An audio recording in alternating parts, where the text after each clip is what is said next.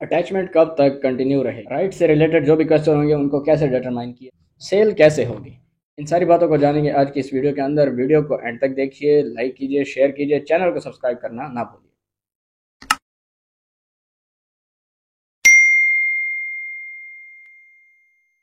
السلام علیکم۔ آج ہم جس ٹاپک پر بات کرنے والے ہیں وہ ہے ہمارا سی پی سی کی سیریز کے اندر آرڈر 21، اور اس کے اندر ہم پڑھیں گے رول 61 سے لے کر 65 تک۔ پچھلی ویڈیو میں ہم نے ڈسکس کیا تھا رول 60 تک، اور آج ہم 65 تک ڈسکس کریں گے۔ اس کے اندر آج ہم سیل کو بھی ڈسکس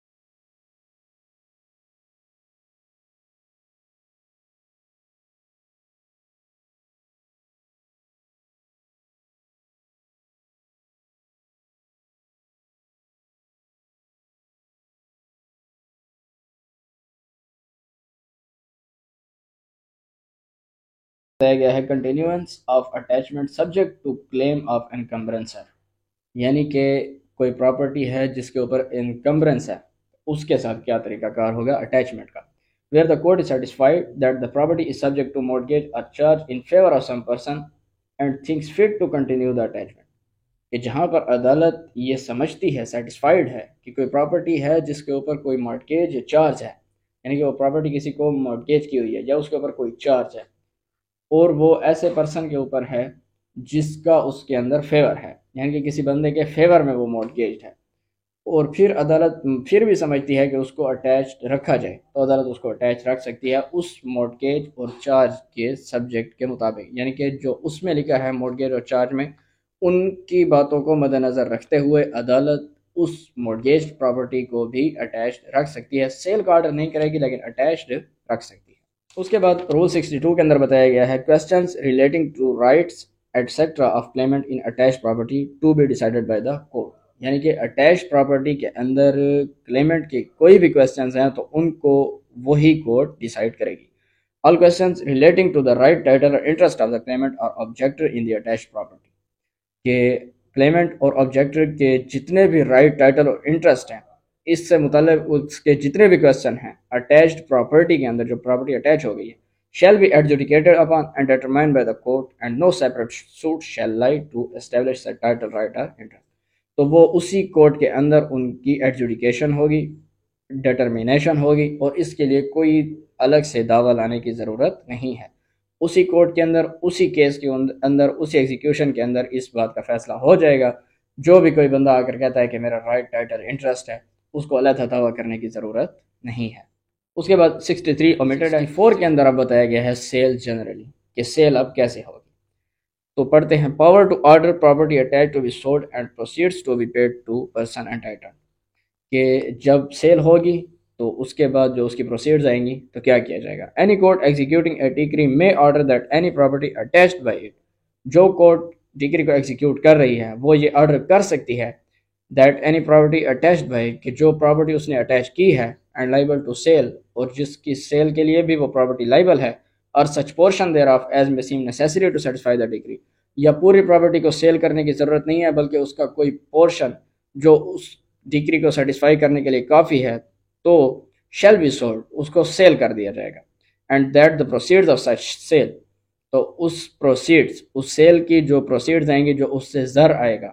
اور اس سفیشینٹ پورشن دے رہا، یا کوئی اس کا سفیشینٹ پورشن، اگر پوری سیل نہیں کرتے تو پھر اس کا جو سفیشینٹ پورشن ہے آئے گا، shall be paid to the party entitled under the decree to receive the same, تو یہ اس پارٹی کو ڈیلیور کیا جائے گا، اس پارٹی کو دیا جائے گا، اس کو پے کیا جائے گا جو اس کو لینے کی انٹائٹل ہے، یعنی کہ ڈگری ہولڈر کو۔